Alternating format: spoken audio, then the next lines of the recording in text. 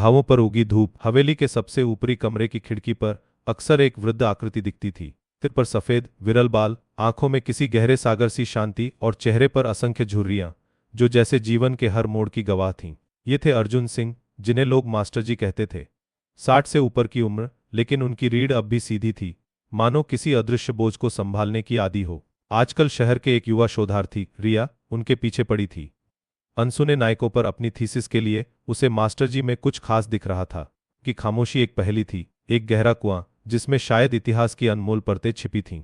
रिया पहली बार आई थी तब मास्टर जी ने उसे बस एक सूखी मुस्कान दी थी। मेरी जिंदगी में कुछ खास नहीं है बेटी, तुम किसी और को ढूंढो। उनकी आवाज में थकान थी, जैसे हर शब्द एक लंबी यात्रा से लौटा हो। मगर रिया भी कम जिद्दी नहीं थी। वह रोज सुबह उनके घर के दरवाजे पर पहुंच जाती, हाथ में एक थर्मस में गर्मागर्म चाय और एक नोटबुक। कभी मास्टर जी के छोटे मोटे कामों में हाथ बंटाती, कभी बस चुपचाप बैठी रहती, उनकी खामोशी में अपनी खामोशी घोल देती। धीरे धीरे बर्फ पिघलने लगी। एक सर्द शाम, जब हवेली के दालान में धुनी की धीमी सुगंध फैली थी, मास्टर जी ने पहली बार अपनी चुप्पी तोड़ी।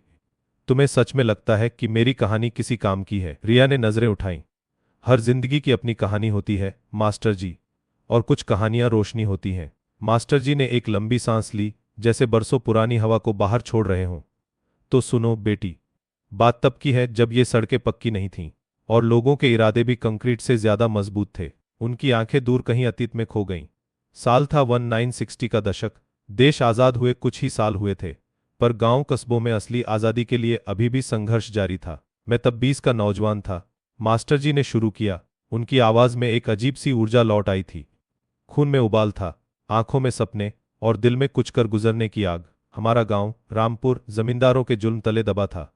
खेत उन्हीं के, अनाज उन्हीं का, और हम सब बस उनके बंधुआ मजदूर। मैं शहर से पढ़कर लौटा था, जहां मैंने गांधी और लोहिया के विचारों को समझा था।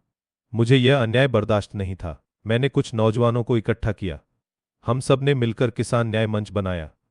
हमारा मकसद था हर किसान को उसकी जमीन का हक दिलाना। शुरू में तो लोग डरते थे, जमींदार का नाम सुनकर ही उनकी रूह कांप जाती थी। लेकिन हमने हार नहीं मानी। हम घर घर गए, चौपालों पर सभाएं की। मैंने उन्हें समझाया कि उनका डर ही जमींदारों की ताकत है। अगर वे एकजुट हो जाएं, तो कोई उन्हें दबा नहीं पाएगा। रिया ने अपनी नोटबुक में कलम रोक दी। तो आप एक तरह के क्रांतिवीर थे मास्टर जी? मास्टर जी ने एक कड़वी हंसी हंसी। क्रांतिवीर या सिर्फ एक बेवकूफ नौजवान जो दुनिया बदलने का ख्वाब देखता था? असलियत हमेशा सपनों से ज्यादा क्रूर होती है बेटी। उन्होंने फिर अपनी कहानी जारी रखी। हमारे आंदोलन ने जोर पकड़ा, लोग हमारे साथ जुड़ने लगे, जमींदार परेशान होने लगा। एक दिन जमींदार ने अपने लठैतों के साथ हमारे एक साथी किशन के खेत पर कब्जा करने की कोशिश की। किशन ने विरोध किया। मैं वहां पहुंच गया, और मेरे पीछे पूरा गांव। हमने जमींदार के लठैतों का सामना किया। पहली बार गांव वालों ने पलटकर जवाब दिया था। उस दिन हमने किशन की जमीन बचा ली। वो हमारी पहली जीत थी। गांव में एक नया जोश भर गया था। लोगों को लगने लगा था कि वे भी अपनी किस्मत के मालिक बन सकते हैं। लेकिन जमींदार चुप बैठने वाला नहीं था। उसने अपनी चाल चली।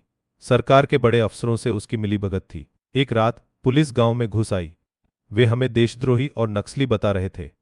उन्होंने कई साथियों को गिरफ्तार कर लिया। मैं किसी तरह छिपकर बच निकला, लेकिन मुझे पता था कि अब मेरा जीवन पहले जैसा नहीं रहेगा। मैं एक भगोड़ा बन गया था, अपने ही गांव में अजनबी। रिया ने देखा, मास्टर जी की आंखें नम हो गई थीं। उनके चेहरे पर गहरी उदासी की परत बिछ गई थी। किशन को उन्होंने इतना मारा कि वह कभी बिस्तर से उठ नहीं पाया, मास्टर जी ने धीमी आवाज में कहा। और हमारी बहन राधा, उसे उन्होंने उठा लिया। उनकी आवाज में इतना दर्द था कि रिया के रोंगटे खड़े हो गए।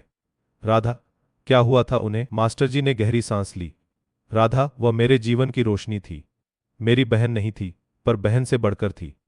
वह भी आंदोलन में बढ़ चढ़कर हिस्सा लेती थी। उसकी आवाज में वो जादू था कि पत्थर भी पिघल जाएं। जब पुलिस ने गांव पर धावा बोला, तो राधा भी छिपी हुई थी। लेकिन जमींदार का बेटा, जो हमेशा से उस पर बुरी नजर रखता था, उसने उसे ढूंढ निकाला। मास्टर जी की आवाज अब एक फुसफुसाहट में बदल गई थी, जैसे वह उस भयावह अतीत को जोर से कहने से डर रहे हों। उन्होंने उसे उठा लिया, मेरी आंखों के सामने, और मैं कुछ नहीं कर पाया। उनके आंसुओं ने उनकी पुरानी दाढ़ी को भिगो दिया। रिया ने उनके हाथ पर हाथ रखा, उनके दर्द को महसूस करती हुई। मैं महीनों तक जंगल जंगल भटका, मास्टर जी ने अपनी दाढ़ी पोंछते हुए कहा। भूखा प्यासा, बस एक ही मकसद था, राधा को ढूंढना, जमींदार के बेटे को सबक सिखाना। रिया ने उनके मन में उठ रहे तूफान को महसूस किया। वह कोई सामान्य आदमी नहीं था, बल्कि एक योद्धा था जिसके घाव कभी नहीं भरे थे। कई सालों बाद मुझे पता चला कि राधा को उन्होंने शहर में बेच दिया था। मास्टर जी ने अपनी आंखों को बंद कर लिया। वह कभी लौटकर नहीं आई। उस दिन के बाद मेरे अंदर का वो आग वाला नौजवान बुझ गया। मैंने हथियार उठाना छोड़ दिया। मुझे लगा कि यह सब व्यर्थ है। मैं वापस गांव आया, चुपचाप। लोगों ने मुझे देखा, लेकिन किसी ने कुछ नहीं कहा। वे भी सब कुछ जानते थे। मैंने बस एक शिक्षक बनने का फैसला किया। बच्चों को पढ़ाना, उन्हें सही गलत का ज्ञान देना। शायद यही मेरी बची हुई क्रांति थी। रिया ने मास्टर जी को देखा। उनकी आवाज में अब कोई क्रोध नहीं था, बस एक गहरी, शांत स्वीकृति थी। उनका अतीत एक जलता हुआ कोयला था, जो अब राख बन चुका था, लेकिन उसकी गर्मी अब भी महसूस होती थी। आप हार गए थे, मास्टर जी? रिया ने पूछा। उसकी आवाज में हल्की उदासी थी। मास्टर जी ने अपनी आंखें खोली। उनकी आंखों में एक अजीब सी चमक थी, जो दुख और ज्ञान का मिश्रण थी। हारना क्या होता है, बेटी? जब तक तुम लड़ना नहीं छोड़ते, तुम हारते नहीं हो। शायद मैंने बड़े मैदान की लड़ाई हार दी थी, उन्होंने धीरे से कहा, लेकिन मैंने अपनी आत्मा की लड़ाई कभी नहीं हारी। मैंने नफरत को अपने अंदर जहर नहीं बनने दिया। मास्टर जी ने अपनी नजर रिया पर टिका दी। आज भी जब मैं बच्चों को पढ़ाता हूं, उन्हें न्याय और सच के रास्ते पर चलने को कहता हूं, तो मुझे लगता है कि राधा कहीं हंस रही होगी। वह सिर्फ एक लड़की नहीं थी, बेटी। वह एक विचार थी, और विचार कभी मरते नहीं। रिया ने अपनी नोटबुक बंद की। उसे पता था कि उसे अपनी थीसिस के लिए सिर्फ एक हीरो नहीं मिला था, बल्कि जीवन का एक गहरा सबक मिला था। वह हवेली से निकली। शाम ढल रही थी। सूरज की आखिरी किरणें पत्थरों पर सोने सी चमक बिखेर रही थीं, ठीक वैसे ही जैसे मास्टर जी के घावों पर धूप उगी हो। अब उसे समझ आ गया था कि असली योद्धा वे नहीं होते जो युद्ध जीतते हैं, बल्कि वे होते हैं जो अपने भीतर की लड़ाई लड़कर भी इंसानियत नहीं छोड़ते। मास्टर जी उस खिड़की पर फिर से खड़े थे। उनकी आंखों में अब उदासी के साथ साथ एक शांत आत्मविश्वास भी था। रामपुर की मिट्टी में दबे वो अनकहे किस्से अब रिया की कलम से नई रोशनी पाएंगे। आपको यह कहानी कैसी लगी, हमें कमेंट्स में बताएं और चैनल को सब्सक्राइब करना न भूलें।